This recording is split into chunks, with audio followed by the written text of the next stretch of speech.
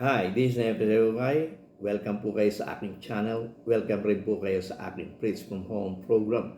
Sa sharing ito ng ating pag-aaral dito po sa Acts of the Apostles, narito na po tayo sa Acts chapter 17. At ang video ito na inyong mapapanood ay bibigyan natin ng title, To an Unknown God. At ang video po ay magpapasimula after a short intro.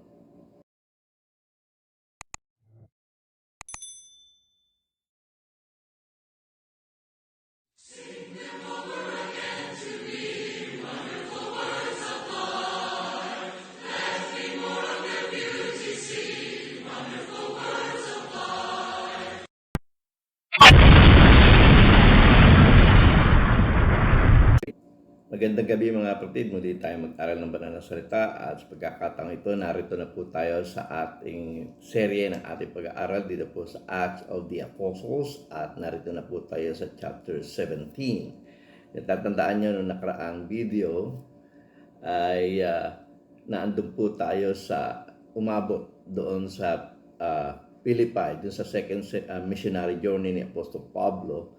Umabot po tayo sa Philippi at doon po sa video ay binigyan po natin ang titulo ito na What Must I Do to Be Saved? Sapagat doon po sa Philippi ay may mga na-convert si Apostol Pablo sa kanyang pangaral. Una si Lydia, pangalawa yung pong bantay bilangguan na nagbantay sa kanila nang sila ay ipakulong ni Silas. No? Silang dalawa ni Silas ay nakulong at yung bantay bilangguan sa pag-aakala na sila'y nakatakas ay kikitlin sana ang kanyang buhay. Ngunit sinabihan siya ni Apostol Pablo na naroon pa sila doon sa kulungan na nag-aakala ito pong bantay bilangguan ay nakatakas na sila Apostol Pablo sapagkat ang mga pintuan ng mga selda ay nangabuksan. At sa pagkakataon ngayon ay nagtanong ang bantay bilangguan sa kanila kung ano ang kaniyang gagawin upang siya ay maligtas. Kaya nga dito po sa video nung nakaraan ay binigyan natin po siya ng titulo na What Must I Do to Be Saved? Sa pagpapatuloy po ng ating pag-aaral ng sharing ito ay narito na po tayo sa Acts chapter 17 verse 1 at ganito po ang ating mababasa. When Paul and his companions has passed through Amphipolis and Apollonia, they came to Thessalonica where there was a Jewish synagogue. So muli natin tingnan yung mapa at ang Thessalonica ay tinuturo po ng pointer na nakapula na dyan po na mula doon sa Philippi, nakapunta sila sa Amphipolis, nakapunta sila sa Apollonia at pagkatapos ay nakarating sila sa Thessalonica. At dito sa Thessalonica ay pumunta siya sa sinagoga sapagkat meron sinagoga doon, At yun ay mababasa natin dito po sa chapter 17 verse 2 to 3. Ganito po ang ating mababasa. As was his custom, Paul went into the synagogue, and on 3 Sabbath days he reasoned with them from the scriptures, explaining and proving that the Messiah had to suffer and rise from the dead. This Jesus I am proclaiming to you is the Messiah, he said. So, makita natin sa patuloy na pangangaral nila Apostol Pablo at ng kanyang mga kasamahan at mga alagad ng ating Panginoon na kapag sila nangangaral, ginagamit po nila yung Old Testament as a reference materials. At sinasabi nga ni Apostol Pablo, mula doon sa Old Testament, sa scriptures, ay nakikipagpaliwanagan si Apostol Pablo at ipinaliliwanag mula sa Old Testament ang ating Panginoong Jesus. Pinoproclaim niya ang ating Panginoong Jesus na siya ang Messiah. Sapagkat ang Old Testament ay nagpapahayag na ang Messiah, kung darating ang Messiah, siya ay magsasuffer at siya ay mamatay at muling mabubuhay sa ikatlong araw. At yun nga yung mababasa sa Old Testament. Kung titignan po natin itong illustration, makikita na po natin yung scroll, no? Representing the Old Testament. Nakalagay po dyan, Messiah had to suffer and raised from the dead. No, yan po yung ipinaprophesy eh. So, yan po ay nangyari sa ating Panginoong Hesus na siya ay namatay, nilibing at muling nabuhay. Therefore, ipinaliliwanag ni Apostol Pablo na yung prophecy about the Messiah, the coming Messiah, ay natupad sa ating Panginoong Hesus Kristo. At pansinin po ninyo ito, na mula sa Acts 2, tinataya ito ay noong 29 AD o 30 AD o 30 AD, no? Mula nung panahong yan, ang sinimulang pangangaral nila ay ipangaral si Jesus, siya na nga ang Kristo, ang anak ng Diyos na buhay. Ginawa siyang Kristo at Panginoon ng Diyos. At sa pagpapatuloy, pansinin po natin, chapter 2, chapter 3, chapter 4, chapter 5, chapter 6, chapter 7, chapter 8, chapter 9, chapter 10, chapter 11, chapter 12, 13, 14, 15, at ngayon nga ay 17, iisa lang ay tinuturo ng mga apostol ng ating Panginoong Kristo. Ang tinuturo nila ay tungkol kay Jesus, siya na nga ang Messiah, siya ay namatay, inilibing at muling nabuhay. So makikita natin, ito po yung pangunahing aral na itinuturo ng mga alagad ng ating Panginoong Kristo. At nagiging bunga nito kapag nagturo sila sa isang lugar, nagkakaroon po ng church sa isang lugar. Kapag nagturo po siya, kagaya po nung first missionary journey ni Apostol Pablo, nagturo po sila sa Antioch of Pisidia at resulta ng kanilang pangaral nang nagkaroon na ng pananampalataya ang mga tao doon tungkol kay Jesus na siya ang Kristo, ang anak ng Diyos sa buhay, nagkakaroon po ng church doon. Nung lumipat po siya sa Iconio, nagkaroon po ng church doon matapos na siya mangaral. Nung lumipat po sila sa Lystra, sa Derbe, doon po nagkakaroon ng church sa kanilang pangangaral na si Jesus ang Kristo, ang anak ng Diyos na buhay. Ito'y sumasang-ayon doon sa sinabi ng ating Panginoong Kristo doon sa Matthew chapter 16 verse 16 to 18, no? Nung tinatanong ng ating Panginoong Kristo ang kanyang mga alagad kung sino siya, at sumagot si Apostol Pedro na ikaw ang Kristo, ikaw ang Messiah, ang anak ng Diyos na buhay. At sinabi ng ating Panginoong Kristo, upon this rock, mula sa katotohanan ito na ako ang Kristo, ang anak ng Diyos na buhay, itatayo ko ang aking iglesia. Kaya naman, mapapansin po natin, mula Acts 2 hanggang ngayon, na patuloy na ating pag-aaral, nakita natin hanggang dito sa Acts 17 na ito ay tinatayang nasa 52 AD na. Ay yun lang ang tinuturo nila. Si Jesus ang Kristo, anak ng Diyos na buhay. Si Jesus ay namatay, inilibing at muling nabuhay. At nagkaroon ng church. Sapagat yun po yung sinabi ng ating Panginoong Kristo. Upon this rock, upon this truth that I am the Christ, the Son of the living God, I will build my church. So, kaya nga, nagkaroon ng mga iba't ibang church sa iba't ibang dako, no? Nagkaroon ng church sa iba't ibang dako o churches sa ibang dako sapagkat itinuturo na si Jesus ang Kristo, ang anak ng Diyos na buhay. Sang-ayon po sa sinabi ng ating Panginoong Kristo doon sa Matthew chapter 16 verse 16 to 17. So tuloy po natin ang ating pagbasa dito sa verse 4 at ganito po ang ating mababasa. Sabi po dito ay ganito, some of the Jews were persuaded and joined Paul and Silas, as did a large number of God-fearing Greeks and quite a few prominent women. Dito makikita natin sa verse 4, marami na naman pong nahikayat, marami na naman pong sumampalataya. Sumampalataya po ang napakalaking, napakaraming mga God-fearing Gentiles at yung mga prominent women. Ang hangulugan, dito sa lugar na ito, ay magkakaroon na naman ng church ang ating Panginoong Jesucristo. Okay, verse 5 ay ganito po ang ating mabasa. But other Jews were jealous. So they round up some bad characters from the marketplace, formed a mob and started a riot in the city. They rushed to Jason's house in search for Paul and Silas in order to bring them out to the crowd. So makikita natin, tulad rin po nung kanilang pangangaral doon po sa South of Galatia, hindi nagugustuhan ng mga Hudyo yung resulta ng kanilang pangangaral at ang mga ito ay naiinggit sa kanila. At alam naman po natin ang nangyari doon sa experience nila doon po sa South of Galatia, ganito rin po ang nangyari. Diba? Itong pong naiinggit na ito ay gumawa ng kaguluhan.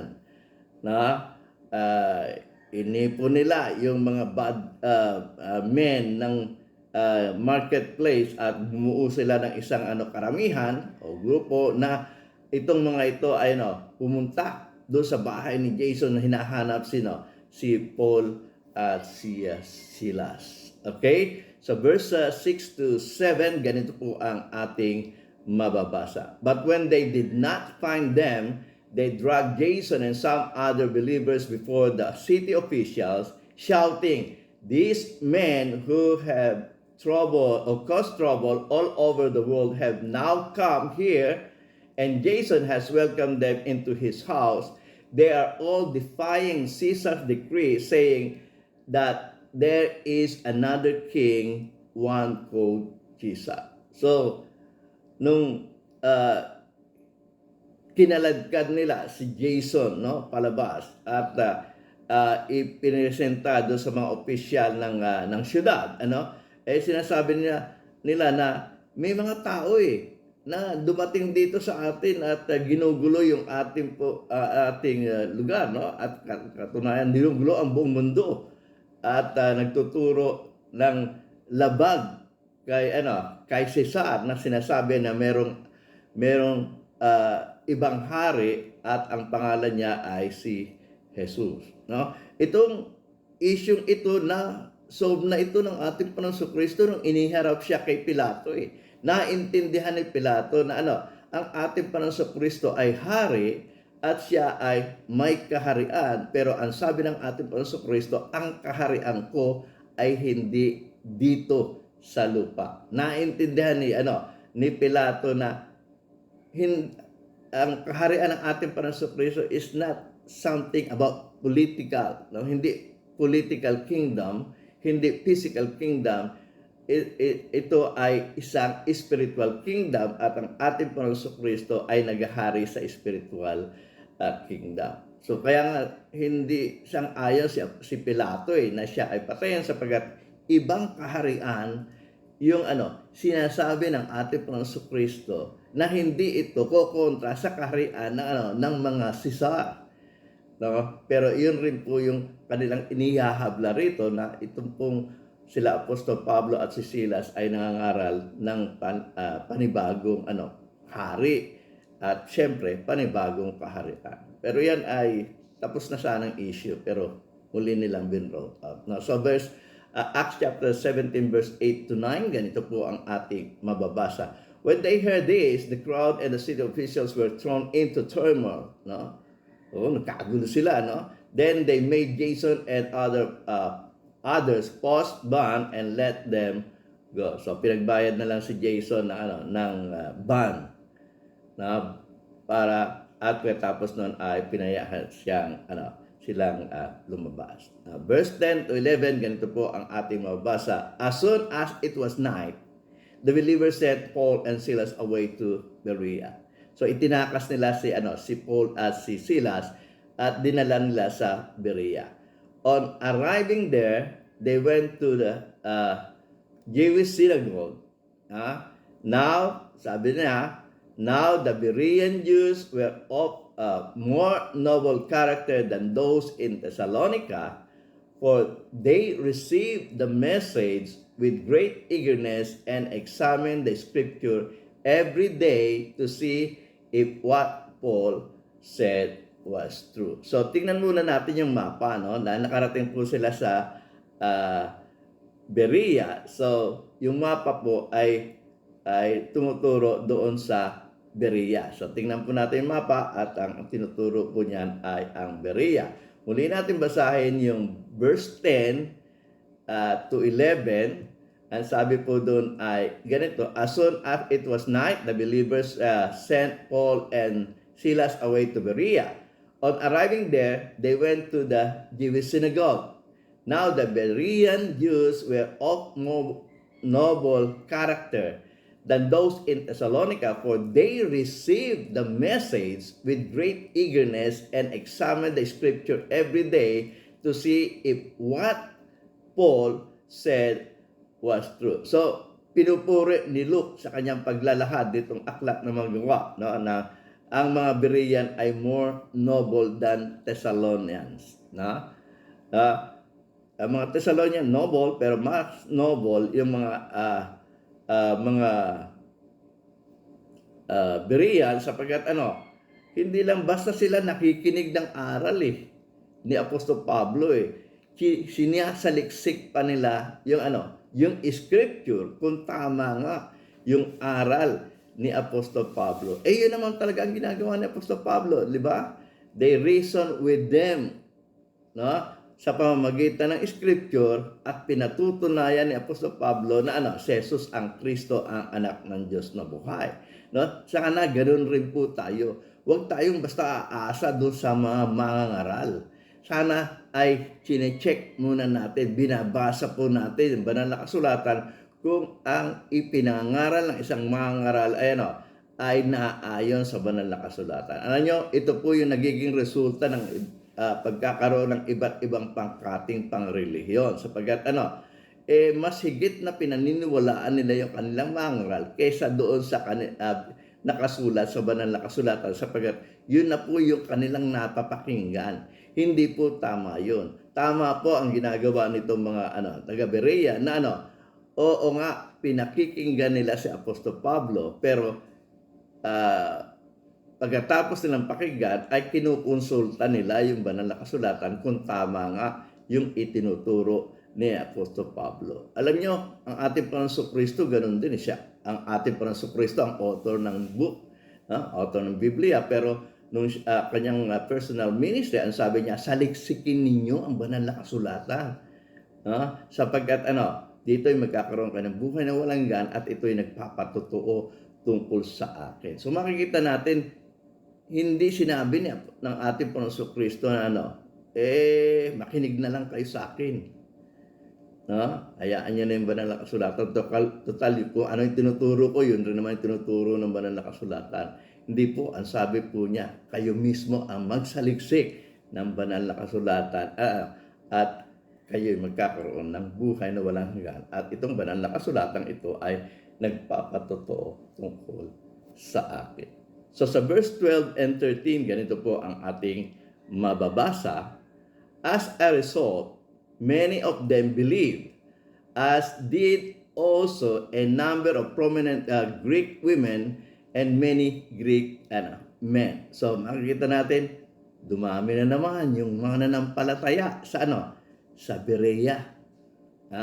So ibig sabihin, nag-cause na naman ito dito sa lugar na ito ng church ng ating Panginoong Hesukristo. Ano susi sa pagkakaroon ng church ng ating Panginoong Hesukristo sa bawat lugar?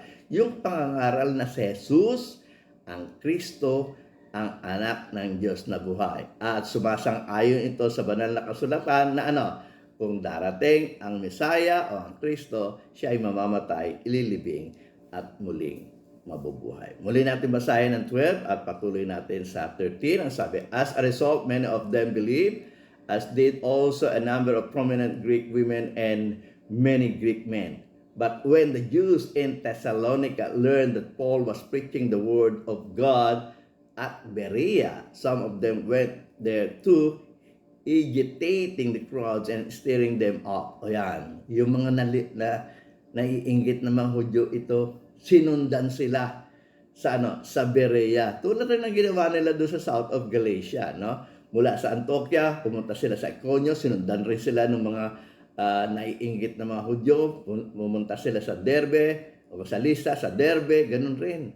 Ganun rin ang ginawa dito, Mula sa Thessalonica, ay sinundan sila sa Berea at yun na naman ang ginawa nila, Ginugulo nila ang siyudad no? Sinugulo nila yung pagtuturo ng ating Panginoon, ng mga apostol. So, Acts chapter 17 verse 14 to 15, ganito po ating mga basa. The believers immediately sent Paul to the cause, but Silas and Timothy stayed at Berea. Dahil sa kaguluhan lang yan, dali-dali, no? Na dinala ng mga mananampalataya si Apostol Pablo sa coast, no? Para siya ay magbaybay patungo naman ng Athens. At yun nga yung mabasa natin sa verse 15. Sabi, those who escorted Paul brought him to Athens and then left with instruction for Silas and Timothy to join him as soon as possible. So kung titingnan po natin yung mapa, no? Mula doon sa Thessalonica ay naglayag si Apostol Pablo papunta ng Athens. At sinasabi nga na iwan po si Silas at si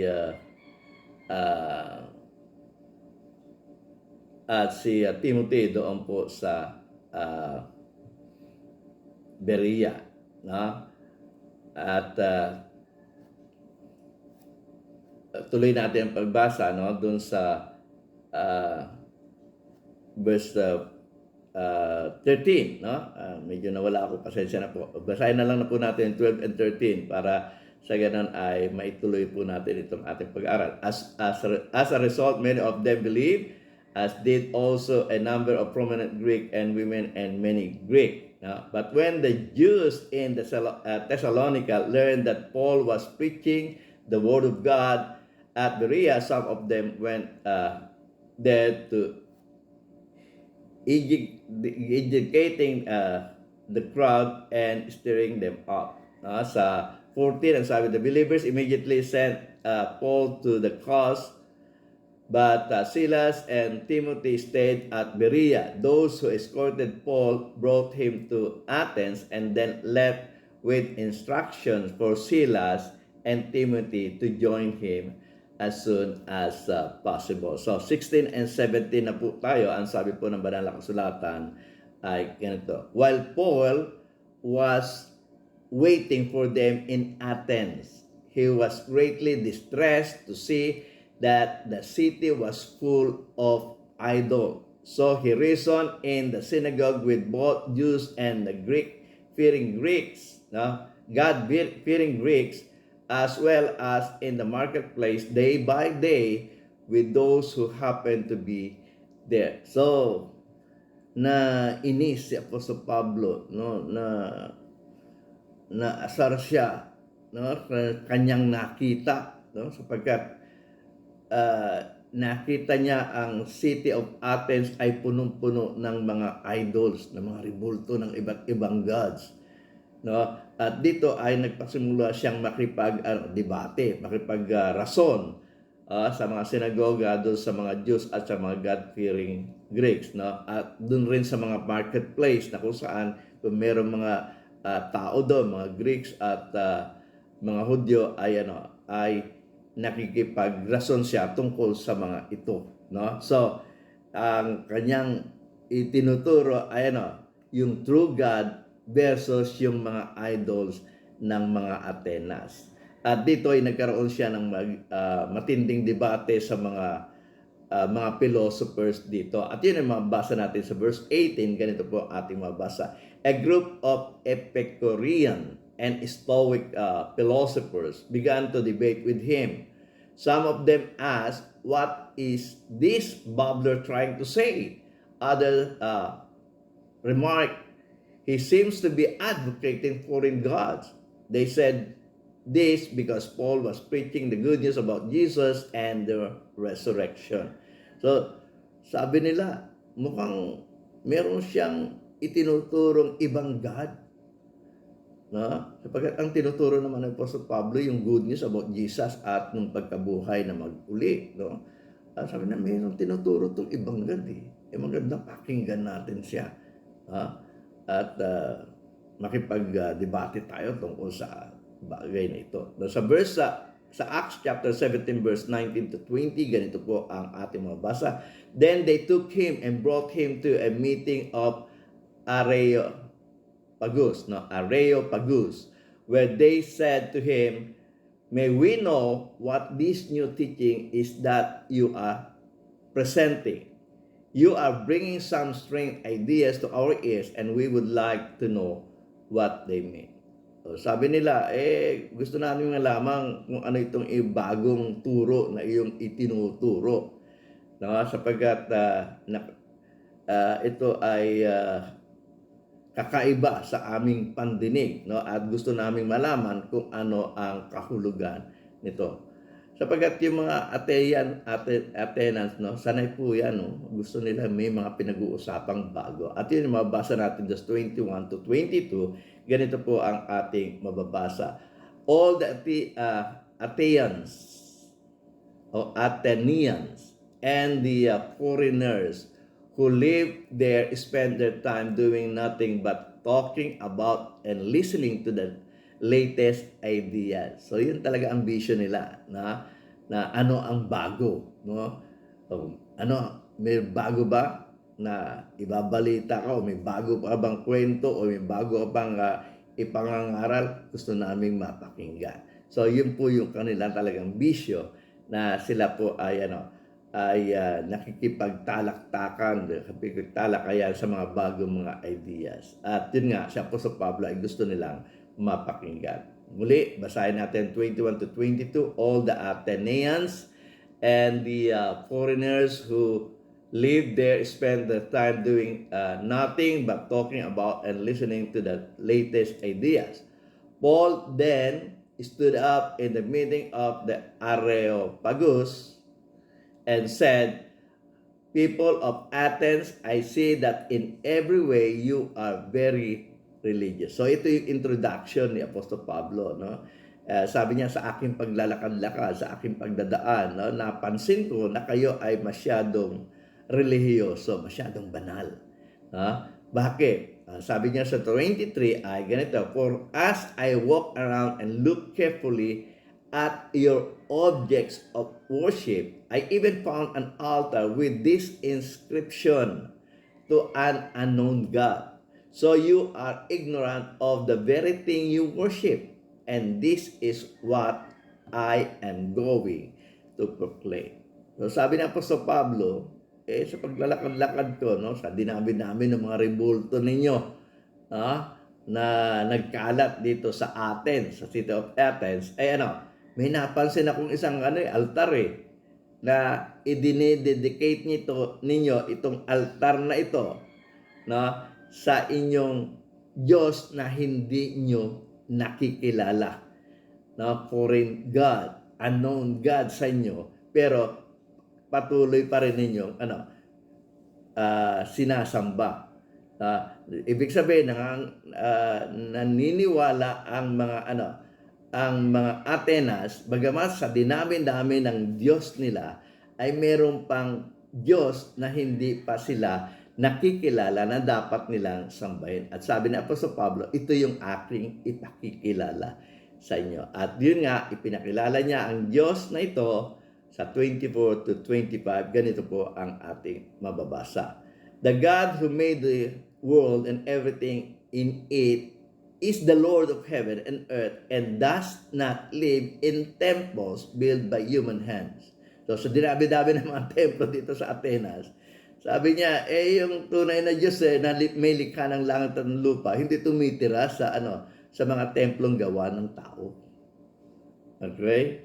"And He is not served by human hands, as if He needed anything. Rather, He Himself gives everyone life and breath and everything else."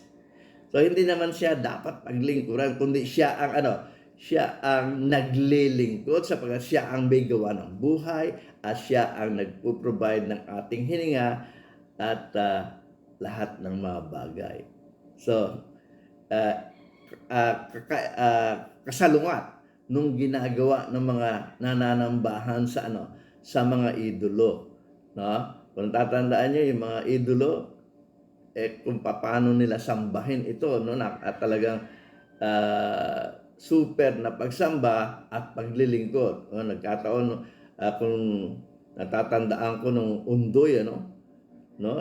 Yung kanyang kinikilalang Diyos, iniligtas niya sa baha. Na dapat yung Diyos na tunay, no? Yung Diyos na tunay ang kanyang sinasamba, siya ang ililigtas doon sa sa baha. No? So makikita natin iba yung kanilang ginagawa. Kaya pinakikita ni Apostol Pablo yung pagkakaiba ng paglilingkod sa tunay na Diyos at sa hindi tunay na Diyos. So, sa pagkilala sa tunay na Diyos versus doon sa mga hindi tunay na Diyos. So, sa Acts 17 verse 26 to 27, ganito po ang ating mabasa.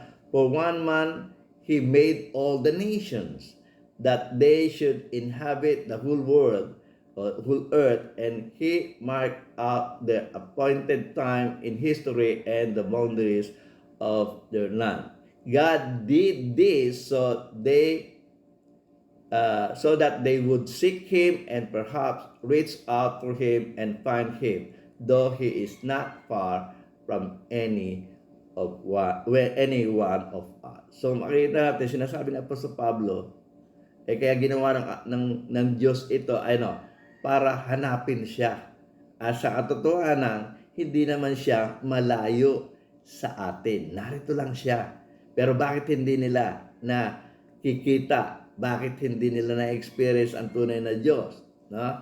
Bakit hindi nila napuprove na may tunay ng Diyos? No? Sapagkat tulad ng mga scientists, kahit pang halughog nila sa universe, sa paghahanap sa mga intelligent being, tulad ng Diyos, ay hindi nila makita sapagkat hinahanap nila sa physical na dimension. Ang Diyos ay spiritual at makikita lang ng tao ito kung siya ay spiritual. At ang Diyos ay narito nandito lang malapit sa atin. Naandyan lang sa tabi-tabi ang Diyos at hindi mahirap hanapin ng tunay na humahanap sa Kanya. Sa Acts 17 verse 28 to 29, ganito po ating mabasa. For in Him we live and more and move and have our being. As some of your own prophets have said, we are His offspring. Therefore, since we are God's offspring, we should not think that the divine being is like gold or silver or stone, an image made by human design and skill. So, sabi ni Apostol Pablo, yung mismong mga makata ninyo na gumagawa ng tula ninyo ay nagsasabi tayo ay binhi ng Diyos tayo ay lahi ng Diyos, tayo ay mga anak ng Diyos. Kaya dapat wag niyong ituring o wag niyong ikumpara ang Diyos sa ginto, sa pila, sa bato, na ginawa lang ng kakayahan ng tao. Hindi yan ang Diyos. Kung merong mang nagre-representa sa Diyos, yung tao, sapagkat ang tao ay ginawa niya ayon sa kanyang larawan, ayon sa kanyang hugis. So, hindi dapat ito ay gumawa tayo ng mga rebulto. Yung rebulto, bagamat ito'y hugis tao, hindi nakakapagsalita, hindi nakakita, hindi nakakarinig. Ang tunay na Diyos ay nakakapagsalita, nakakita, at nakakarinig. Okay, sa verse 30 to 31, ganito po ating mabasa. In the past, God overlooked such ignorance, but now He commands all people everywhere to repent, for He has set a day when He will judge the world with justice by the man He has appointed. He has given proof of this to everyone by raising Him from the dead.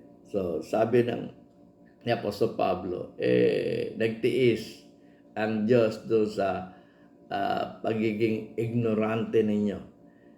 Pero nag-set siya ng isang araw ng paghukom.